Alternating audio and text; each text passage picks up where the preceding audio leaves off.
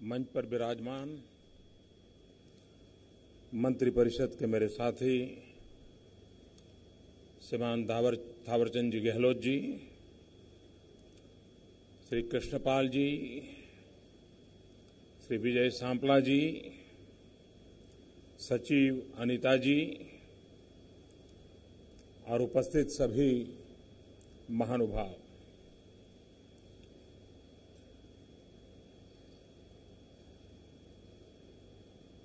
1992 में एक सपना संजोया गया था।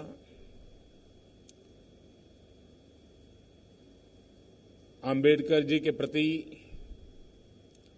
आस्था रखने वाले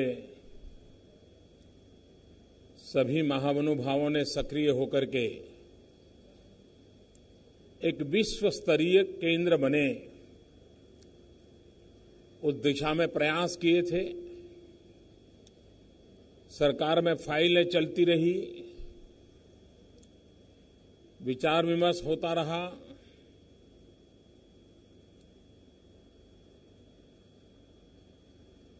बाबा साहब आम्बेडकर ने जो संविधान बनाया था, उस संविधान के कारण जो सरकारें बनी थी, उन सरकारों को बाबा साहब को याद करने में बड़ी दिक्कत होती थी।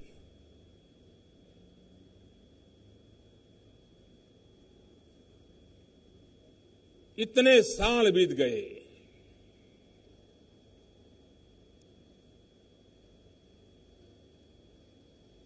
बीस साल से भी अधिक समय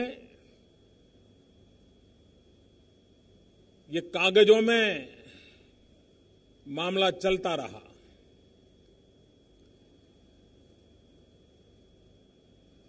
जब मेरे जिम्मे काम आया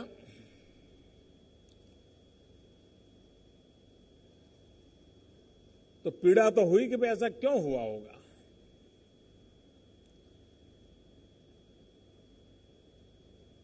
लेकिन मैंने ये तय किया है, भले 20 साल बर्बाद हुए हो, लेकिन अब हम 20 महीने के भीतर भीतर इस काम को पूरा करेंगे।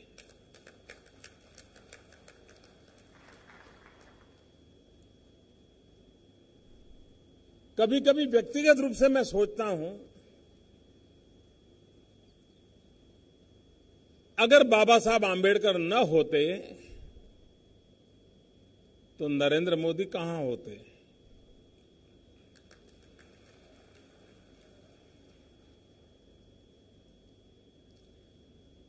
जिस पार्श्वभूमि में मेरा जन्म हुआ, जिस अवस्था में मैं पैदा हुआ, पला बढ़ा,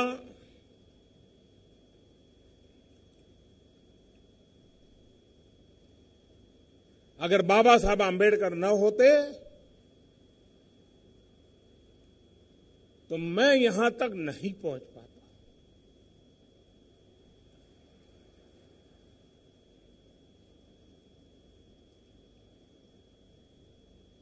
समाज के दलित, पीड़ित, शोषित, वंचित,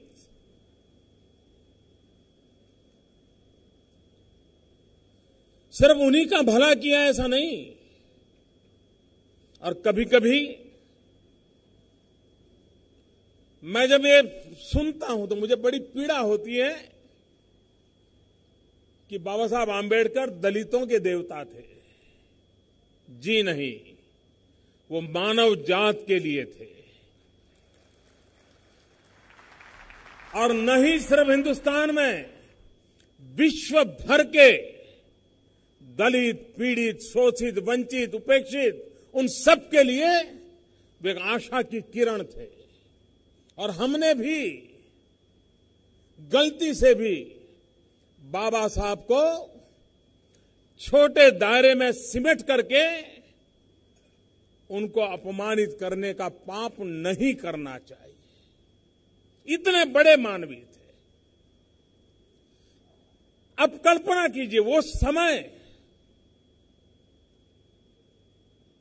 और जीवन भर हम देखें बाबा साहब को, वो सामाजिक अनटचेबिलिटी के तो शिकार थे ही थे, लेकिन मरने के बाद भी पॉलिटिकल अनटचेबिलिटी के शिकार बने रहे। देश को न सामाजिक अनटचेबिलिटी चाहिए, देश को न राजनीतिक अनटचेबिलिटी चाहिए। और इसलिए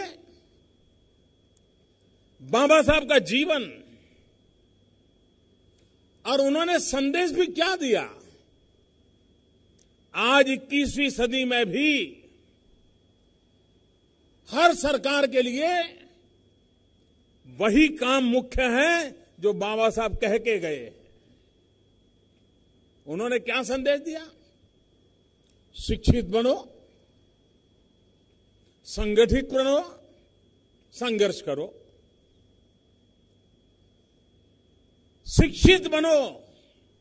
आज भी भारत की सभी सरकारें, उनके सामने ये प्रमुख काम है कि हम 100% लिटरेसी की ओर कैसे आगे बढ़े, उस लक्ष्य को कैसे पार करें। हम बाबा साहब आंबेडकर के 125 मनाने जा रहे हैं, तब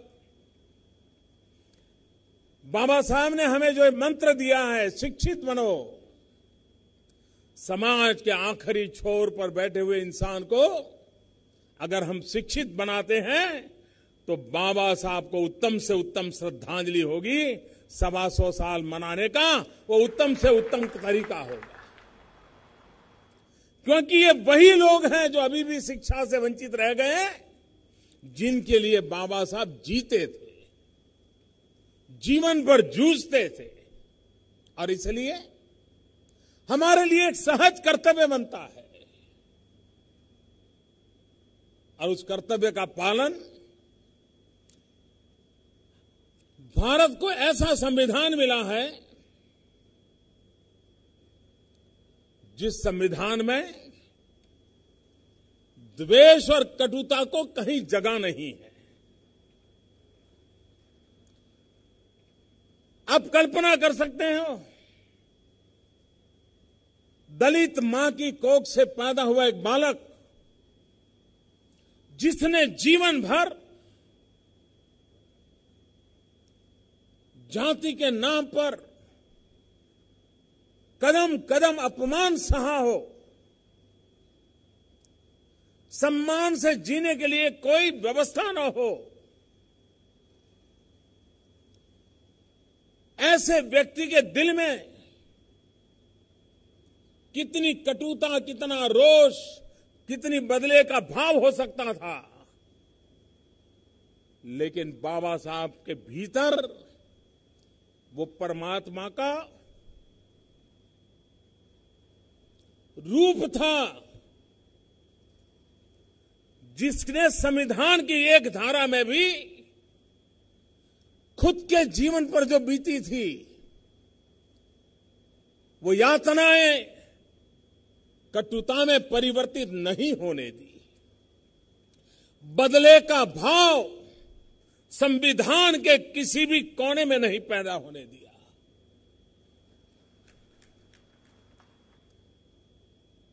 इतिहास कभी तो मूल्यांकन करेगा कि जीवन की वो कौन सी ऊंचाइयां होगी इस महापुरुष में कि जिसके पास इतना बड़ा दायित्व था। वो चाहते उन स्थितियों में ऐसी बात करवा सकते थे, लेकिन नहीं करवाई। मूल में कटुता, द्वेष, बदले का भाव न उनके दिल में कभी पनपने दिया, न वो आने वाली पीढ़ियों में पनपे, इसके लिए कोई जगह उन्होंने छोड़ी। मैं समझता हूं हम संविधान की बात करते हैं, लेकिन उन पहलुओं की ओर कभी देखते नहीं है, उस सामाजिक अवस्था की ओर देखते नहीं है। मुझे खुशी है मैं उस प्रदेश में पैदा हुआ जहां सयाजीराव गायकवाड़ ने बाबा साहब आंबेडकर का गौरव किया था, उनको सम्मानित किया था, उनके जीवन को गर्वभर स्वीकार किया था। और बाबा साहब आंबेडकर ने हमेशा न्याय प्रियता को प्राथमिकता दी। आज हम सब, जैसे मैं कहता हूं ना, संविधान जो मेरे जैसे व्यक्ति को भी कहां से कहां पहुंचा सकता है। ये इलेक्शन कमीशन की रचना बहुत कम लोगों को मालूम होगा कि उस समय उनको निष्पक्ष चुनाव का महात्म्य क्या होता है, लोकतंत्र में निष्पक्ष चुनाव की ताकत क्या होती है, उस बात के बीज बोए उन्होंने इंडिपेंडेंट इलेक्शन कमीशन की रचना करके। ये बाबा साहब की सोच थी। और आज हम सब एक ऐसी व्यवस्था पर भरोसा करते हैं कि हिंदुस्तान के सभी दल कितना ही विरोध क्यों न हो, लेकिन इलेक्शन कमीशन की बात को गर्व के साथ स्वीकार करते हैं। बाबा साहब ने व्यवस्था में दी। उनकी न्यायप्रियता देखिए। दुनिया के समृद्ध कहे जाने वाले देश, मोस्ट फॉरवर्ड कहे जाने वाले देश, उन देशों में भी महिलाओं को मत का अधिकार पाने के लिए 50-50, 60-60 तक लड़ाइयां लड़नी पड़ी थी, आंदोलन करने पड़े थे। महिलाओं को मत का अधिकार नहीं था, वोटिंग राइट नहीं था। पढ़े लिखे देश थे, प्रगतिशील देश थे, धनवान देश थे, लोकतंत्र की दुहाई देने का जैसे उनका मोनोपोली था। लेकिन एक दलित मां की कुख से पैदा हुआ बेटा संविधान के पहले ही दिन हिंदुस्तान के अंदर माताओं बहनों को वोट का अधिकार दे देता है। ये न्यायप्रियता थी उनकी। भारत एक फेडरल स्ट्रक्चर है। संघीय ढांचा आगे चलकर के कैसे चलेगा, व्यवस्थाएं कैसी होगी, मैं नहीं मानता हूं सामान्य मानवी 50-60 साल के बाद क्या होगा वो देख पाता है। मैं नहीं मानता हूं। आज हम देखते हैं हमारे संघीय ढांचे को मजबूत बनाए रखने के लिए कितनी कितनी बारीक बारीक चीजों पर ध्यान देना पड़ता है। और फिर भी कहीं न कहीं तो कोई गलती रह जाती होगी। ये बाबा साहब आंबेडकर थे जिनको इस बात की समझ थी कि उन्होंने संविधान की रचना के साथ एक स्वतंत्र फाइनेंस कमीशन की कल्पना रखी। जो फाइनेंस कमीशन केंद्र और राज्यों के आर्थिक संबंधों और संतुलन और धन के वितरण की व्यवस्था को स्वतंत्र रूप से गाइड करता है। और आज भी वो व्यवस्था पर सब भरोसा करते हैं और चलते हैं। इस बार राज्यों को 42% तक राशि मिली है। हिंदुस्तान के इतिहास की बहुत बड़ी घटना है ये। यानी एक प्रकार से राज्यों ने कल्पना नहीं की हो उतने धन के भंडार इस बार मिल गए। पहली बार ऐसा हुआ है कि देश की टोटल जो तिजोरी माने राज्य और केंद्र की मिलकर के तो करीब 60% से ज्यादा, 65% से भी ज्यादा अमाउंट आज राज्यों के पास है। भारत के पास मात्र 35% अमाउंट है। ये ताकत राज्यों को कैसे मिली है? इस सरकार के समय निर्णय हुआ एक बात है, लेकिन मूल बाबा साहब आंबेडकर की उस सोच में पड़ा हुआ है, तब जाकर के हुआ है। और इसलिए समाज के अंदर जब हम इन चीजों की ओर देखते हैं तो लगता है कि भाई क्या हमारी आने वाली पीढ़ी को इस महापुरुष के कामों को समझना चाहिए कि नहीं समझना चाहिए? इस महापुरुष के विचारों को जानना चाहिए कि नहीं जानना चाहिए? क्या हमारी आने वाली पीढ़ियों ने इस महापुरुष के आदर्शों से में से कुछ पाकर के जीने का संकल्प करना चाहिए कि नहीं करना चाहिए? अगर ये हमें करना है तो जो आज हम व्यवस्था को जन्म देने जा रहे हैं, जो 20 महीने के भीतर भीतर गतिविधि उसकी शुरू कर दे, मेरी अपेक्षा है। ये आने वाली पीढ़ियों की सेवा करने का काम है और ये कोई सरकार उपकार नहीं कर रही है। मोदी सरकार भी उपकार नहीं कर रही है। एक प्रकार से समाज ने अपना कर्ज चुकाना है, ये कर्ज चुकाने का एक छोटा सा प्रयास है। और इसलिए मैं समझता हूं कि बाबा साहब के माध्यम से जितनी भी चीजें हमारे सामने आई हैं, हम कभी कभी देखें बाबा साहब विमेन एम्पावरमेंट, इसको कितना बारीकी से देखा है। आज भी विवाद होते रहते हैं। उस समय बाबा साहब की हिम्मत देखिए। उन्होंने जिन कानूनों को लाने का में सफलता पाई, जो हिंदुस्तान में विमेन एम्पावरमेंट के लिए एक बहुत बड़ी ताकत रखती है। ये बाबा साहब का प्रयास था कि जिसके कारण हिंदू मैरिज एक्ट 1955 बना। ये बाबा साहब का पुरुषार्थ था कि हिंदू सक्सेशन एक्ट 1956 बना। Hindu minority and guardianship act 1956 बना।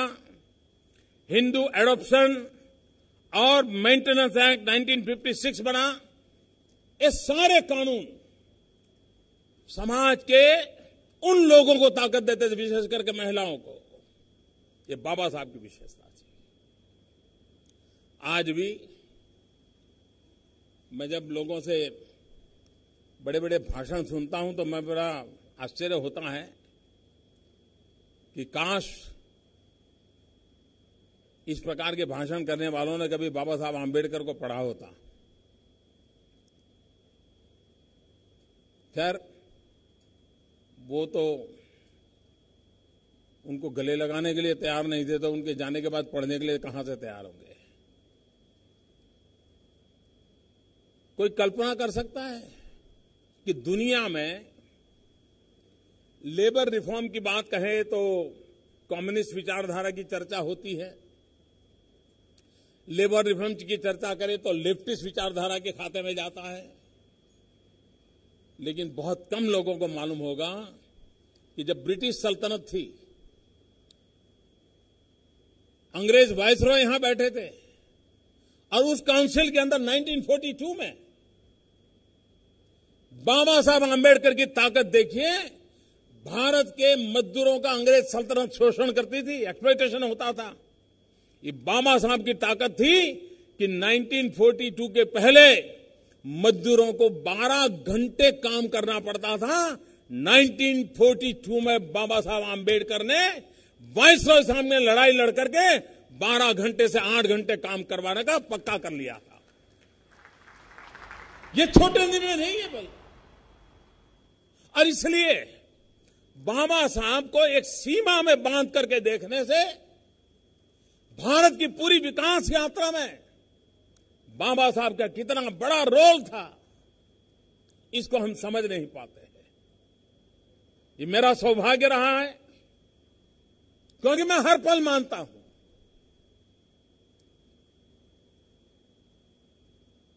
और अपने जीवन को देख करके मुझे हर पल लगता है कि इस महापुरुष ने हमें बहुत कुछ दिया है, बहुत कुछ दिया है। समाज के प्रति भी उनकी भूमिका क्या रही? समाज को जोड़ने की भूमिका रही। कभी समाज को तोड़ने की भूमिका नहीं रही। उनके सारे विचारों को हम देखें, उनके सामने धन के ढेर कर दिए गए थे। ये बनो, ये पाओ, ये करो। मैं उसकी चर्चा में जाना नहीं चाहता हूं, इतिहास मौजूद है। लेकिन वो उससे विचलित नहीं हुए थे। और इसलिए जिस प्रकार से समता का महात्म्य है, उतना ही ममता का भी महात्म्य है।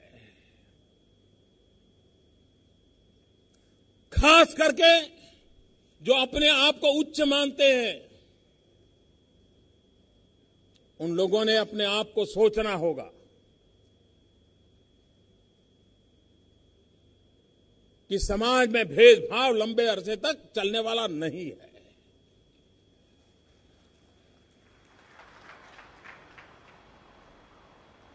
इसे स्वीकार करना होगा। और भारत जैसा देश जो विविधताओं से भरा हुआ है, उसमें सामाजिक एकता एक बहुत बड़ी अहमियत रखती है। बाबा साहब के 125 वर्ष बना रहे हैं, तब सामाजिक एकता के युगल को हम कैसे ताकतवर बनाएं। और इसलिए मैं कहता हूं, समता प्लस ममता इज इक्वल टू समरसता। समभाव प्लस मम भाव इज इक्वल टू समरसता। और इसलिए अपनापन, ये मेरे हैं, ये मेरे ही परिवार के अंग है, ये भाव हमें जी करके दिखाना होगा। और मुझे विश्वास है